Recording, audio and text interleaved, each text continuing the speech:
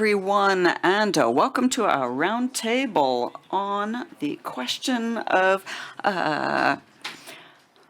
cybersecurity and well-being. No, I'm just joking. We're going to be talking about penetration testing at AI speed. So we're going to be talking about AI. So we'll have some introductions, and then they'll talk to us about what they've been doing in the area of pen tests. So on the left, Jean-Michel Bénard, partner of Cybersecurity Audit and Advisory of Grant Thornton. Then Arnaud Treps, CISO of Odasiva, Franck Perilla of Emeria, and William Ritchie of Custody, but I'll have them introduce themselves. So, for a few years now, we've been talking a lot about AI. And we're trying to figure out how to do more with less. Hackers have been using AI to do their job more efficiently. But for us on the defense side, the good guys side, we have a real challenge here because there are more and more attacks. There's a lot more data to manage as well, and we can't do it alone. So we're going to need help. So where do things stand in terms of penetration tests or pen tests? And what's coming for the future. And we'll take questions and answers from the audience at the end, and we've set aside time for that. And of course, you can go see our speakers at their booths at the show. So let's start with Jean-Michel. So I hope everyone can hear okay. So Jean-Michel Bénard, partner at Grant Thornton. And it's been 20 years I've been working in cybersecurity, the technical side, intrusion tests, architecture, code analysis, things like that. Also GRC, incidents reporting, and risk analysis. Hello, everyone. Arnaud Treps, CISO of Odasiva. We're a software publisher. And before that, I worked for Echo Group, where about 20 years ago, we were already doing a pen test where weren't talking yet about AI. So for us, what we do is we support our clients to analyze their risk linked to data flows. Hello, everyone. I'm Franck Perilla. I'm of the Emeria Group in charge of information security. So we do a lot of real estate management.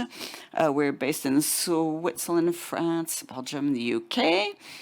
Now, I'm not so much on the technical side for pen tests, but rather overall security officer. So I need to know that all of our businesses are secured. Hello, everyone. I'm William Ritchie, and I am CTO of Custody. We use AI. So I've been doing AI for 20 years, not so much pen tests, but now, yes, very focused on pen tests. And so I'll be talking to you about some of the trends in the business. All right, let's start with an overview. Arnaud, give us an overview. Where do pen tests, without talking about AI right now, what's the situation of pen tests currently? Well, let's distinguish things. So there's scans and then there's pen tests. So there's automation, to me, that's what I call scanning. Okay, that's absolutely necessary. The scan gives you a complete overview when you've got a lot of apps, and there's going to be a lot of apps running in a big company. So the scans will help you identify problems, whereas the pen test, according to me anyway, is more manual in a sense. Because, they will use, the pen test will use scans, of course, but it's a more comprehensive view. For me, pen test is more of a human approach. Well, what's going on in a pen test? There's the standard network and system pen tests, where the scanners are pretty efficient, in fact, looking for vulnerabilities of the ports, and so to detect any exploits. But so when you've got web and mobile apps, for example, so we still need the pen testers. I'm sure there are some pen testers in the room here, so I still think we need human intelligence to do that properly. Well, that's very interesting what you're saying there. For us at, we do, we have people do, the pen testing for us, but I would say, there's testing internally our systems, but then also what can be visible from the outside, so the application layers. So it is important, to test applications, it's true. And this, we have to keep in mind, what, the pen testers have their art, I'll call it an art of pen testing. So automation is not necessarily applicable here. So if you're looking for weaknesses in certain segmentation or isolation of your systems, for example. So yes, for us, we have human pen testers, okay, but for from internally, yes, we're looking for vulnerabilities. It's true, okay. Firewall's not enough. Other tests, you have to take maybe an approach that we can use automation. For companies like ours, we don't have our own pen testers, so we have to pick. So we are looking at some automated systems, and it does go beyond just a scan, okay, for us. Yes, scanning, okay, it might point up the vulnerabilities, okay, looking at the passwords, looking at attack pathways. So, okay, there's an expert pathways, okay? There's an expert approach. There are different levels of attack, different degrees of attack. So, and, what are the results that are being produced by some of the automated systems, okay, other than just telling us, oh, change your passwords, okay? But I think we're seeing some good trends.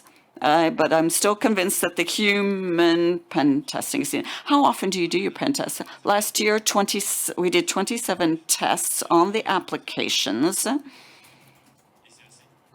CAC, or Pantera. Well, when we talk about AI, I would like for our external attack surface to be under constant monitoring. In fact, and so we have a service for that. And we want to see if they're exploitable. But, that's, you don't really know sometimes on your surface. Sometimes it might not belong to you when you want to take a more offensive position. But we need to know what our exposure is, first of all. Okay, so we're going to be talking about AI and pen testing. So what's the reality right now? Is it just a tool, an aid? What do you think, Jean-Michel? Well, at this stage, a lot of people are jumping into this approach. I just see it as an aid, a tool. Okay, you're looking at the Python scripts, this can take half an hour more depending on how tough it is. So it can really help for that, because when, at the end of the day, the result could get us close to what we need. So I think it's helpful in that sense. It gets us very close to what we need more quickly, because you're facing a mass of data and you can't cover absolutely everything. So in that sense, it's useful to be able to manage such large amounts of data. And at the end of the pen test chain, the reports, I'm sure, none of the pen testers here in the room, I'm sure that's not your favorite thing to be doing, is the reports, writing the reports. Okay, but you can't just have the machine doing it either. So it's always going to have to be the human to make sense of this. So we can't, it's not just in a one-click report generation here. We're not there yet. So right now, but it is a big time saver. We are more efficient, and it's not necessarily, it's doing things where, it's, too long for humans to be doing. So pen tests, in fact, are for the good guys, as we've been saying, to prevent the bad guys from getting in and doing harm. Okay, so we are at just of the beginnings of some of these new tools.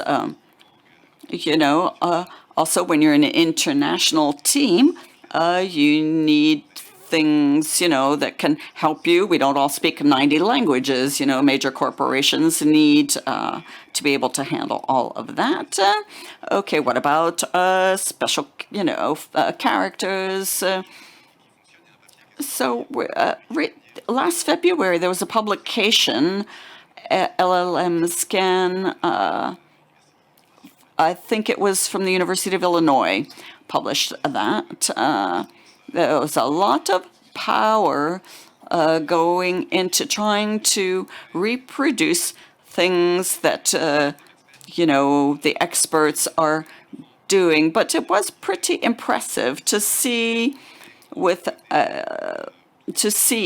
can be done. There's the SQL usage, but so it's coming. But we're still in the proof of concept stage.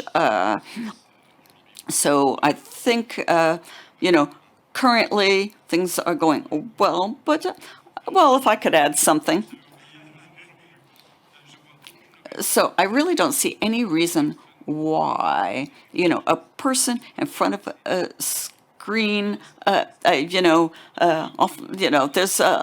can be a lot of replacement of the human contribution. But the problem is the hallucinations, first of all, of AI, and understanding the context. So when you're talking about generative AI, sometimes, it's churning out things that may not make sense in the context. Okay, so AI quickly sort of loses its footing in that sense.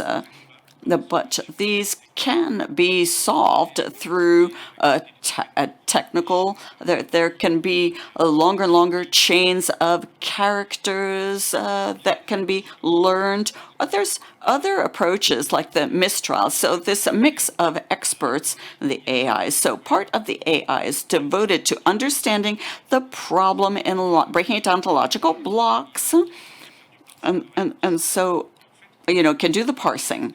And if you combine with the experts, you can really keep the context and avoid a lot of the hallucination. Have you tried the Pentest ChatGPT? They can keep the context pretty well.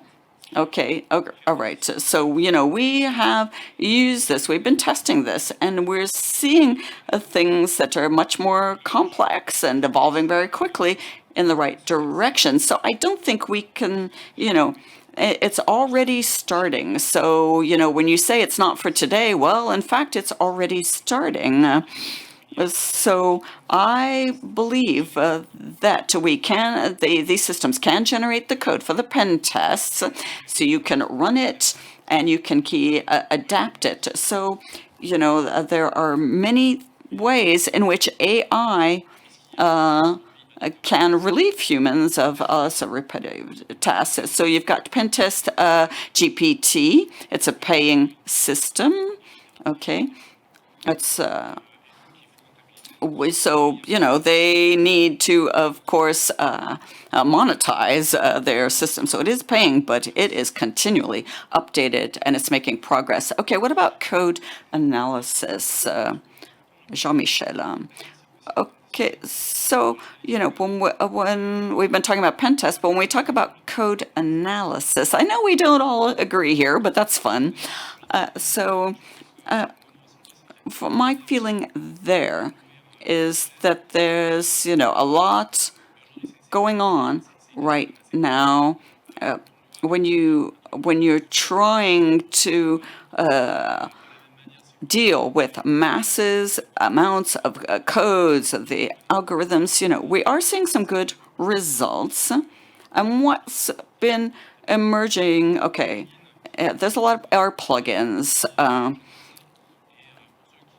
So if you use assemblers, there's Hydra.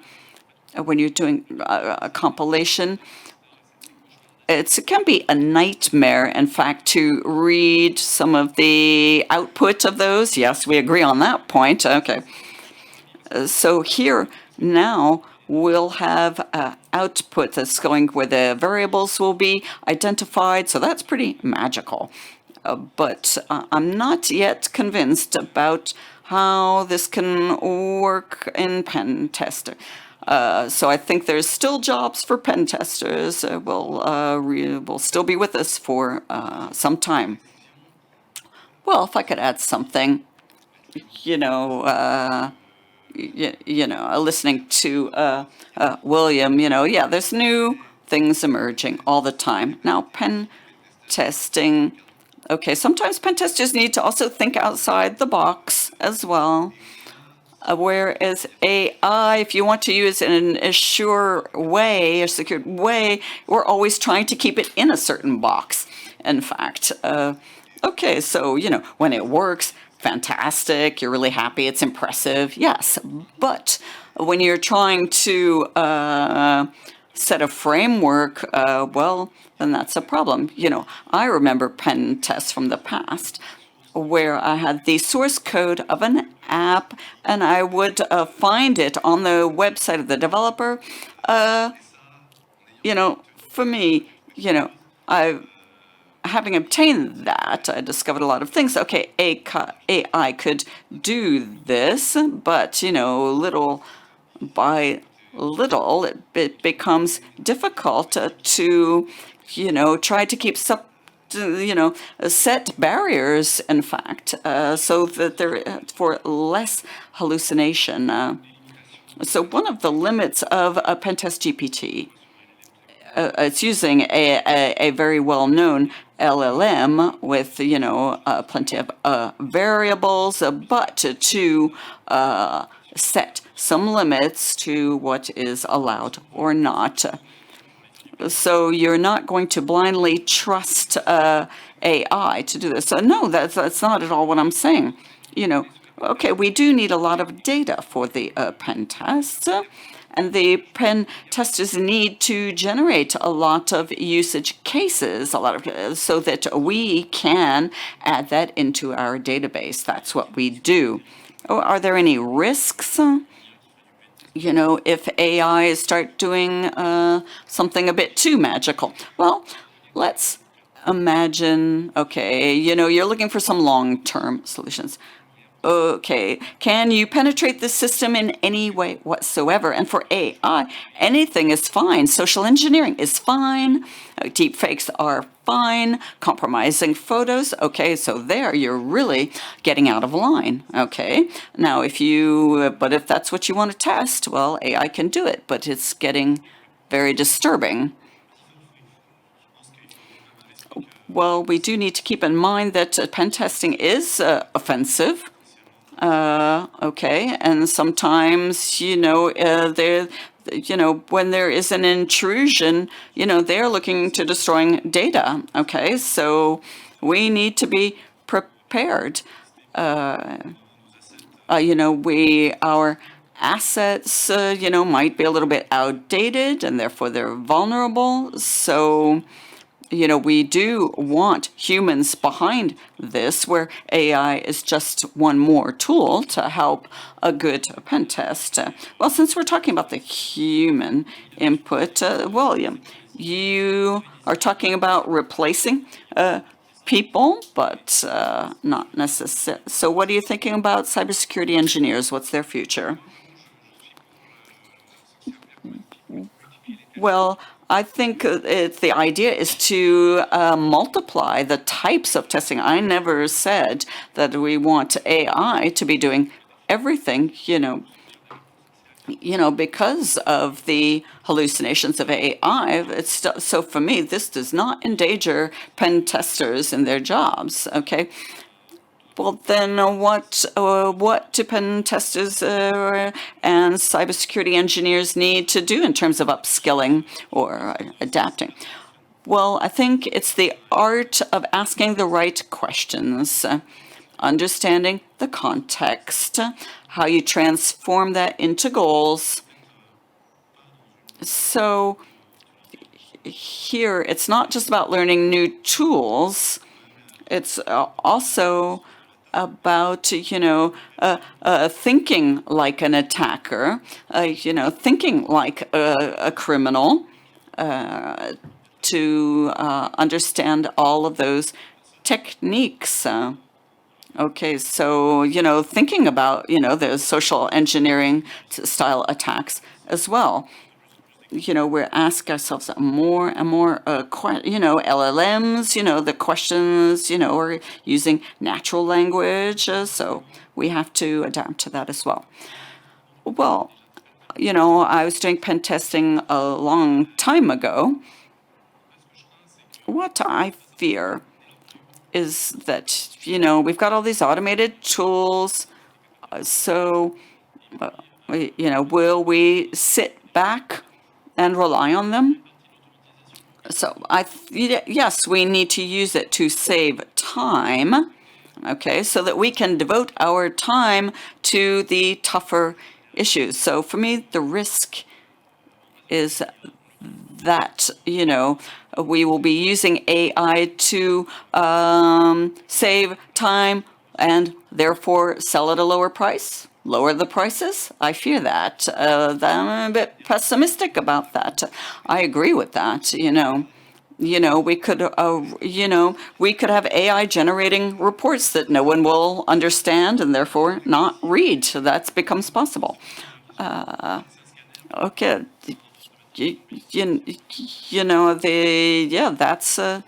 That's the risk. Okay, people want to pay less, and that's what they're going to get. Okay, so if they think that the scanner is going to do everything, well, no. Another topic. For those who are coding. If you look at Salesforce, for example, if you ask ChatGPT to ask you to write code in certain languages, it can go very well. But in others, it's terrible. They don't have enough data. They haven't learned enough yet. So are there data sets on, for pen tests of sufficiently good quality so that AI can automate that? I'm not convinced yet. But, if the quality data sets arrive, well, then it would be better, of course.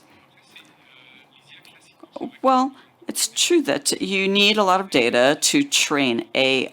When we were looking at image recognition, temporal series, but there are in some areas in which they can, do a lot on their own without that. So some well-done pen tests can greatly train, there's what we call the retrievable augmentation, and you will get more pertinent results. Of course, yes, it's true. You have to teach the system, and then it begins to learn on its own. It's true.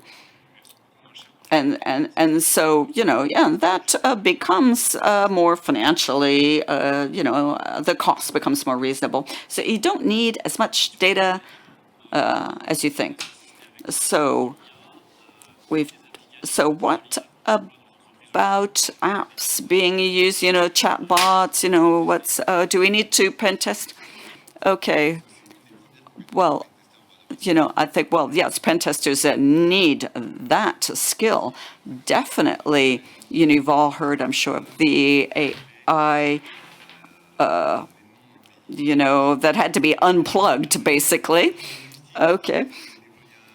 The chatbots had started answering clients to say, and then saying bad things about the customer service. I think an airline.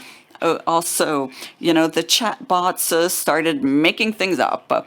Okay, so when we're talking about AI pen tests, well, the pen testers maybe need to be keeping an eye on what the AI is doing with chatbots. But that's not as easy to do. When you're a pen tester, you know how to write SQL. You're going to learn the different techniques to go with the workarounds of the WAFs. So what you've understood that, okay, but AI, the thing is, you will get different answers even when you're sending the same input. If you look at the Microsoft, you know, they were looking at jailbreaking techniques. These are new. When I was trying to hire a pen tester, I was wanted a developer.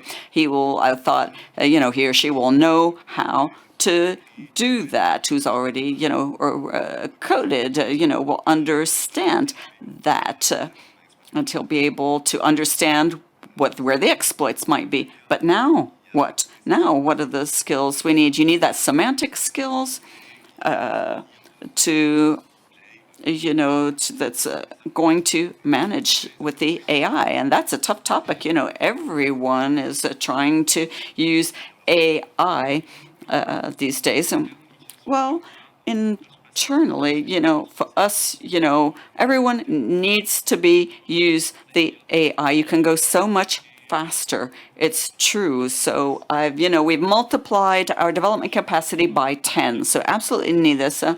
Okay, and the attacks are possible on the AI. So for example, if you know my company, the context, you can start, the attacks can come on my marketing tools, on my code and everything. But that's an expensive attack. In fact, you need a lot of the context to do an attack. So for us, we feel like that, it's worth it for us to continue down this line, okay? So for us, we absolutely need to keep developing. We understand that the risks come with that. Now, what about the NDRs? Okay, tell us about that. And, well, I'm also thinking about regulations. William, what's going on in the regulatory world? Well, the EU, they're looking at the exposure to a level of risk, and so there's some specific clauses introduced into the regulations about AI, and they believe that a lot of the risk can come from the size of the LLM. So if you've got, if depending on how the model was, it depends on the power, the size of that element. So the larger it is, the more dangerous it's considered, and I tend to agree with that. So in the regulation, you've got to show the training data, the architecture of the AI, and the impact on the that you are respecting copyright. And so it's a pretty heavy duty. It's rather cumbersome. And you, when it comes to custody, well, we've had them for some time. We haven't waited for regulations. You need a description of other models you have, how you train them, the bias you identified in the data, their business use, and how you justify all this. And we have cards for every AI that is deployed in our premises. So let's talk about pen testing of the future. a few uses cases. Just I'd like to say something. If we force ourselves, and I mean, there are regulations, of course, on traditional AI uses. When it comes to attacking modes, you are an attacker, right? So if we limit our AI when it comes to our attacks, others won't, you see? So, I mean, a penetration test is offensive. It's about attacking, right? And yeah, this is what the limit you were talking about earlier on. This is what I'm aiming at, and you were giving the example of, I tried to look for this on Google to look for the code, and if you want to restrict the AI, because I'm afraid you might do mistakes on the defined scope, then it's not really efficient because real attackers don't limit themselves. Well, if the questions are sometimes different and provide different answers, I think that we need to make sure that in the end, AI will generate all the comment lines that had been executed so we can audit them too. It's important to be able to reproduce the whole offensive chain that was automatically generated by the tool. Now, Arno, you wanted to say something. Yes, pen testers basically 20 years ago, did everything manually and looked at the tools and said, well, it's not as efficient as my own good technique. But then we started using tools because they save time, right? And I am convinced that AI will definitely part of the tools used by pen testers. And what I see nowadays, and it's very efficient when it comes to social engineering and conversely, we want to use AI for all purposes, and it's hard for AIs to actually go to websites and carry out tests when we actually have very efficient tools. And back in the day, we had Brother Autopo and other things like these, and they worked pretty well. And we don't need AI for this. So I think the future lies in the relevant use of AI and in the use of more traditional tools where they're still needed. When AI interacts with its environment, when you think of our interoperability, it can trigger all these tools. And so that's what you need minimal control over. What is actually triggered. When you talk about Pentest GPT, I've noticed that there's a person behind this that validates the various steps. Yeah, there's a validator. There's a model that validates the various steps and the code for it to be executed. And so it can be a person, of course, but they do have a validating model too. And it is something that needs to be monitored, what we call agents. And we are used to using ChatGPT, on a single occasion. You ask ChatGPT, please write a report, and they do it very well. Now we need incursive agents. What AI does is to ask, what's my objective? So it defines its own objective and the various steps that are needed to achieve this objective. And the AI will actually come back to the steps and without losing sight of its objective. And we have AI models that actually generate theses like these. So imagine pest testing with agents based on AI that doesn't lose sight of its objective. Okay, now if you had a magical pen in order to write a scenario that AI could help solve, do you have any idea? Well, I think it can be used when it comes to logic in the application penetration test. When the application can be very repetitive, used repetitively, and when we always need humans. When it comes to logic, when I'm logged on into this application and I see Mr. Doe's, Mr. X's data, can I actually make negative orders on websites? So it actually gives me money instead of me spending money. And so all the automatic tools are not efficient because you need some brain behind this, and AI could be useful, and I expect a lot from AI, especially when it comes to replacing humans.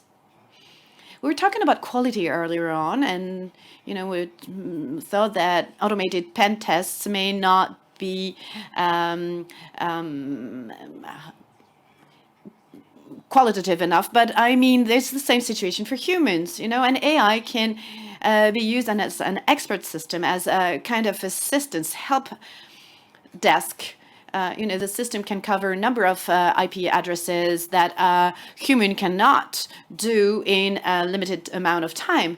So the idea, it's all about, exoskeletons, basically. How can you turn a person into a pen test superhero so they can do in 10 days what would require 4 months? I do not see this as taking part in pen testing, because a pen test is basically a soldier. But I think AI can be very useful in the longer term, in red teaming. If AI can learn about the context of the company and generate avatars and a number of things, and then go for intrusion, fraud attempts, then it may help us reinforce our company's resilience, the resilience of our information systems and that of our teammates. I agree. AI then need to be able to take a step back and to say, well, this is your objective. You need to attack this, and therefore do not restrict themselves to what a pen tester would do. So AI can ask you, have you tried these things? And it can give you more creativity. It will not restrict itself to its tools. It will take context on the people that are under attack or trying that are targeted. And I think setting more general objectives for AI is what I expect from the future. We're a bit early, so you can, if the audience has any questions, feel free to ask them. Don't be shy. It's always a bit complicated. Okay, let me give you the microphone. I have 2 questions, but you partly answered them. The amount of pen tests that are required for AI to be relevant and trained, and behind this, and that's my second question, and maybe you answer both questions in one go. What about the loss of skills of human pen testers? Using tested methods that have been used over and over, and they might not be aware of new techniques, new tricks that can sometimes be found in the twisted brains of our pen testers if they no longer practice pen testing. And a further question is controlling pen testing by generative AI. What about when it comes in the hands of malevolent attackers, and who basically do not have many moral limits? When it comes to your second questions, I think it's always already in the hands of attackers. They're always a bit ahead of us, and it is something we need to know, and we need to equip ourselves consequently. So it's really interesting because, ChatGPT or whatever, is an advanced Google, in my opinion. They generate code, but they don't know what this code is used for. So just using AI for the sake of using AI is useless, basically. But if you work with people who use AI in order to improve their skills, to be more efficient, I think it is the kind of mindset that the community needs to have in the scientific world in order to go further and further. It's basically it's like not needing a calculator to multiply. Basically, pen testers are not just people who do the same things over again. They're hackers, and they actually look for vulnerabilities. Let me give a data scientist answer. I used to say that in order to work in data science, you need some intuition. And when I launched the API and asked it to look for mistakes, and they were able to make iterations on things that were published in Russia in the 1960s and provided me with a solution I had never thought of. I started losing confidence, and I realized that there was a problem, that I was going to be replaced. So I really clearly knew what I wanted to see. And once you have defined, set clearly your objectives, you know exactly what the scope is, what your objective is, then you can let AI do the rest. So what you were saying is that if you no longer innovate, you no longer find anything. Well, over the last years, there's been some automation, but it's still it did not prevent anyone from doing some research or studies. And so, but if you look at what has been published about innovation, people maybe are doing it for the sake of doing it to boast or whatever, to say, oh look, I've found something new in vulnerability testing. So I don't think where the pen testers are over. WAF has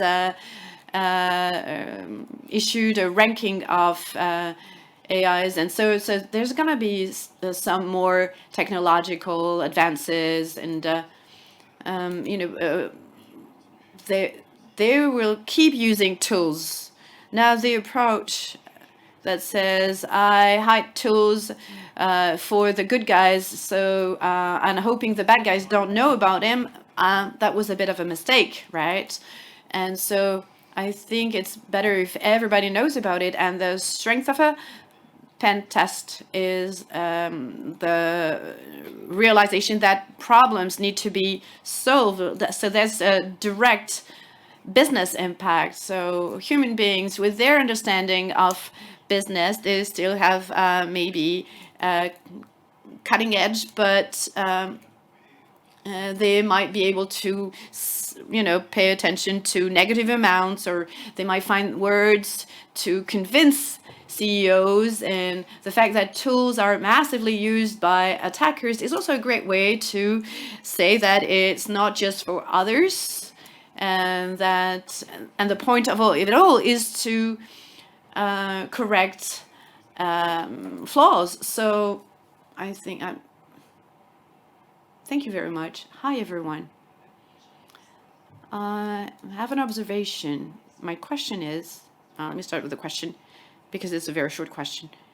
Could we imagine that both AI and humans work hand in hand? Because I think humans created AI. It's not something from a fantasy world. So it's not like a weapon that you're pointing at someone, that you're being that is pointing at you. So my question is, what about, working hand in hand with AI? And my observation is as follows. a consultant, right? When a client asks for pen tests, there's context needed, and it's all about social engineering. Let's imagine that you need to know more about the client, what they do on the market, their footprint on the market, their global general vulnerabilities, and the kind of business they do, and what is the asset that will be tested in order to define my strategy. If the client doesn't ask for a particular strategy together with information. So AI can actually work within a scope, and I think it shouldn't be restricted to a particular scope. I think it should be left alone so it can look for all the different vulnerabilities. And as part of the test, given the asset that is being pen tested, because it can be submitted to regulations, it could be an essential asset, a vital asset for the company or for a state to prevent systemic risk, there will be a frame. So in this case, I'm going back to my question, and what about working hand in hand with AI? I was talking about the, exoskeleton. It's like a soldier that is enhanced. So, whites work within a legal frame, and so the good guys actually work within comply with a legal framework, while bad guys don't really do that, and they can actually do things that good guys can't really. So I don't think I'm answering your question, but anyways, would you like to add to this? Yeah, I think we can think about chess. 20 years ago, human beings still beat the computer, and now systematically computers beat machines, beat humans. So the only way to beat the machine is to have a machine together with a master, because in doing so, when playing chess, they work hand in hand, and so the machine can suggest a move that will be something the human may not have thought about, and so on. Are there any other questions?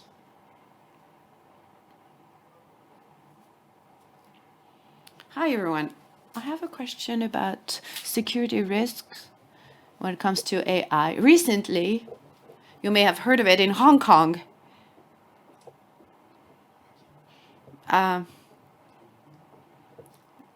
Company was hacked by using AI. So black hats used AI, vocal AI,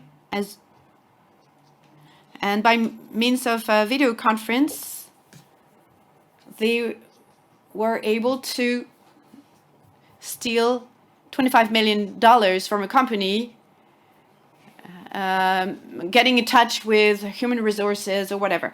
And so my question is, how can we fight against this? Because if we can't even trust a voice, we can't even trust image when it comes to making decisions, how can we prevent such things? So I'm very pessimistic. Attackers have the advantage over defenders, really. Usually there's a 6 months gap between attacks and attack solving. So we have very small systems that are extremely efficient, and if they need to be trained, but if you make augmented requests, and with your knowledge, you may be able to inject expertise others don't have.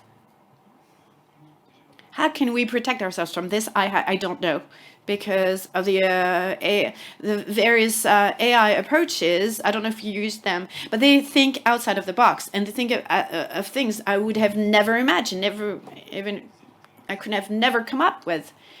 Well, it's kind of high frequency red teaming to train IT, so they can be patched wherever they need to be patched, and also collaborators, teammates, in order to favor certain physical contacts. I mean, it's basically about phishing, right? It's at all levels.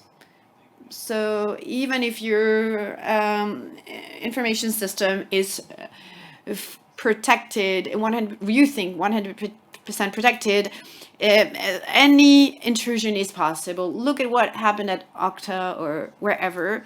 I mean, they got it wrong when it came to supply chain, and then by means of phishing operations, and sometimes also, administrators can be bribed. So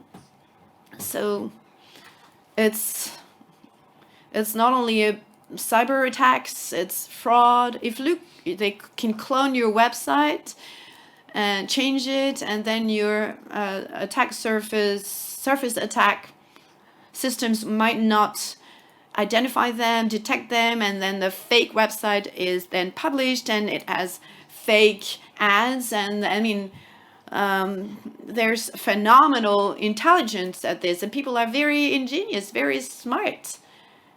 And as you were saying, it's the ambivalence of everything. There are positive and negative aspects to everything. You have chatbots everywhere, vulnerable plugins everywhere. So I think we're in for a lot of fun. A few elements. I think it's very important to raise awareness when it comes to attacks and the type of attacks we can be faced with. I mean, it's not science fiction. And also communication. It's important to say, yeah, we faced an attack, and more and more CEOs agree to say this is what happened, and yeah, we got caught. They caught us. They got us. And the third strategy is to take a break. Wait a second. The CEO is asking me to wire some money. Wait a second. Let me call him on his cell phone to make sure he is actually asking for it. I mean, the big boss is asking for money transfer because there's some acquisition going on. And take a break, take a pause, and make sure it comes from him or her, right? Make sure you call the bank, your bank clerk, so you don't provide anyone with a code. But if AI has set an objective, well, we could tell the AI, I don't want that person to be able to call their boss. And AI is able to develop scenarios and to anticipate various moves, and it's incredible. You'd be amazed. Oh my God. So you're saying we're, sorry, excuse my French, screwed? Yes.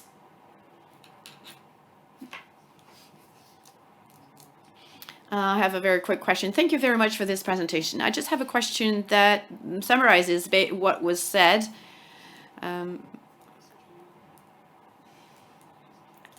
Isn't there a risk that in 2, 3, 5 years time, maybe 5 months time, in the end, AI was had a more negative than positive impact for us? What do I mean? Well, hackers, non-ethical hackers, who do not care about regulations, who do not care about legal frameworks, will use these tools with bad intentions, right? These people do improve their expertise and use these tools in a very specific way. And on the other side, it's us, with our ethics and legal framework. So could we end up in such a situation that the gap is too big, and we were able to increase our defenses, but since they are even better at attacking, well, I think the answer is pretty simple. Well, they're moving faster than us. Yeah, but we are also us. what's telling you they're going faster than us? I mean, there are great researchers and on the market, and those who use attacks, who want to attack, use tools and are looking for attacking. So defense is basically this the same as attacking, and it works the other way around. I think it's a philosophical question. We're all about safety, security, whatever our choice is in society. We need to protect society, so it's a different fight. We don't use the same tools, but you have the same intelligence. Basically, when you use an attacker's tools to carry out pen tests, right? So, for example, I've generated videos where teams were being explained a few things, and they were fake videos. And it was a great way to train and to raise awareness among people. So we can use the same tools as our attackers. Basically, what you were saying is like playing cat and mouse. Basically, um, um,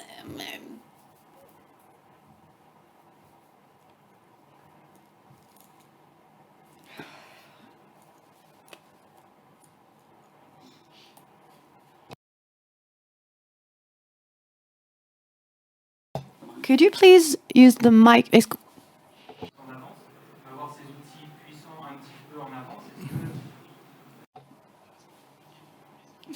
So since the attacker's tools are more powerful, the gap is getting bigger. Is that what you're saying? I'm sorry, they're not using the microphone. I cannot hear the speaker right now.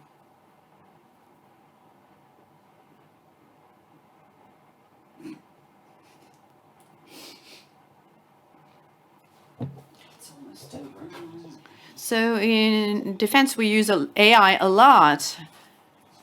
In SOCs, we're much faster. In intelligence, we're faster too, and so they can actually summarize everything they've seen about you. Sometimes you need to dig a bit deeper, but AI actually diminishes the entry barrier, the level, the height of the barrier. You have hundreds of millions of people who have access to things that they could not access in the back. So I'm being a bit optimistic, but we have never seen such a revolution before. And instead of 5,000 people, you have 500,000, 500 million people who can actually carry out an attack. Good luck. I wanted to talk about the part of AA in advanced persistence threats, because pen tests are usually time constrained. They need to be carried out over 1 week, 2 weeks, and with AI we can actually carry longer term tests in a much shorter time. Sorry. Do you see a new paradigm in the way you carry out pen tests once there's no time constraint? It's kind of like two questions. AI in APTs, well,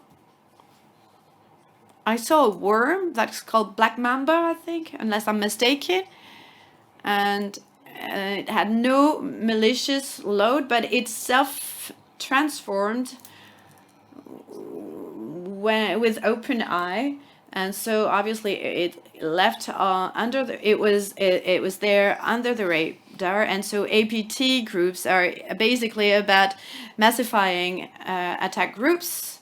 I want to remain positive as defenders. Sorry, we also have the same tools. So what you develop in your company are using AI in order to counter these attacks. So as part of this, APT can look and detect weak signals. So internally, we also have AI that permanently try to attack our solutions. So they know what normal data looks like, what attack data looks like, and this is run on a permanent basis, and they find flaws on a regular basis.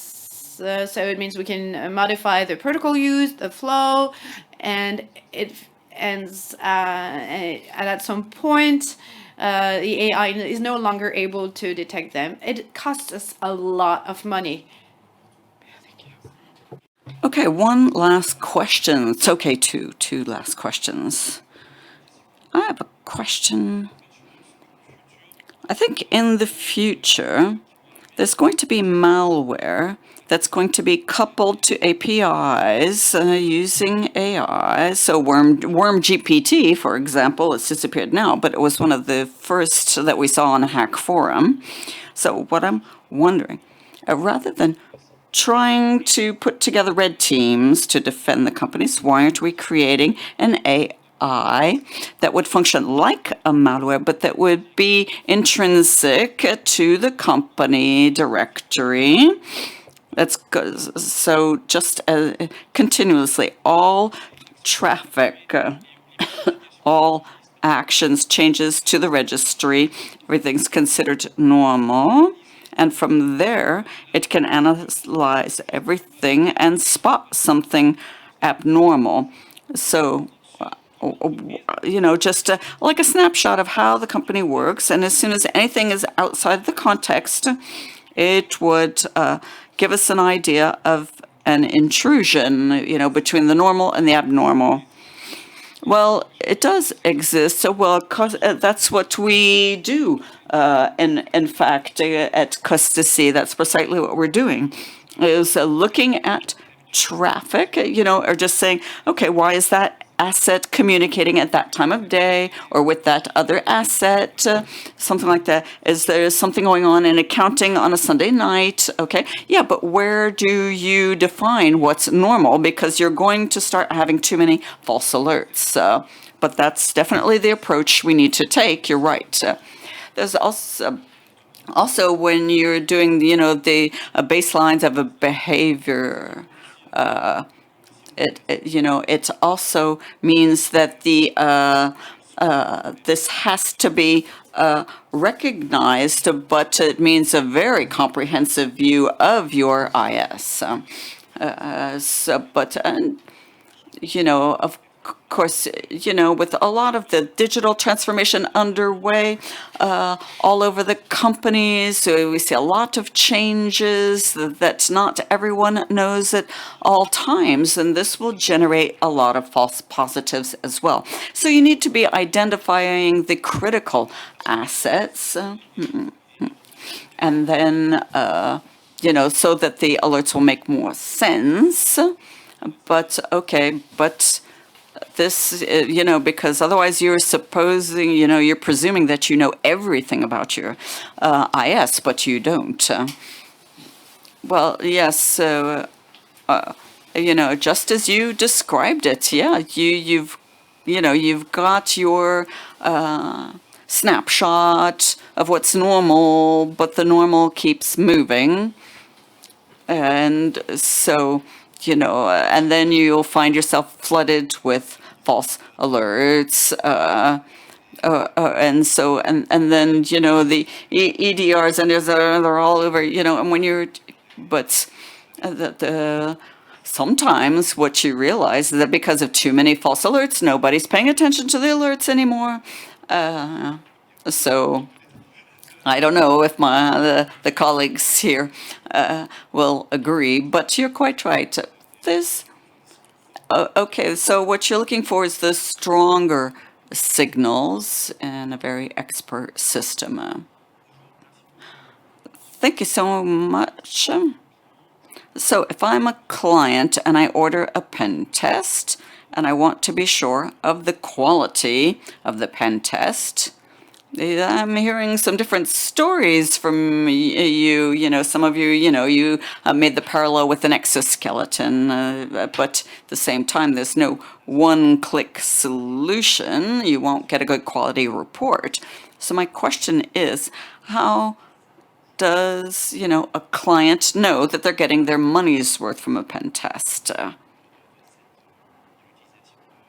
And, with increasing AI, does the client need to change strategies, look for different methods of testing? So if you're the client, yeah, how do you make sure that you're getting your money's worth when you pay for a pen test? Well, you need to be looking at the profiles, what's under the hood of this proposed service. Do they, what they're doing? How do I ensure that the consultant, might have all of these certifications of training, but is that enough? Does this consultant understand when they need to be doing some things manually and not just rely on AI all the time? Well, when you've completed a pen test and you submit the report, you can see what's going on in the quality of the report. When you have competent developers, it's great to see, the pen testers and the developers, they all need to be able to answer questions, So, if you're doing the pen testing, but, and if you don't really know what's going on behind it, yeah, well, then that pen tester is not going to be able to answer any questions. And then for people who have to do the remediation, well, there has to be an in-depth dialogue. Okay, so if the more you're using AI for testing infrastructure and APIs, so, you need very specific types of pen testing. So, as William was saying, are there some things going on that, the AI is producing that make sense or that don't make sense? Okay, well, we're gonna...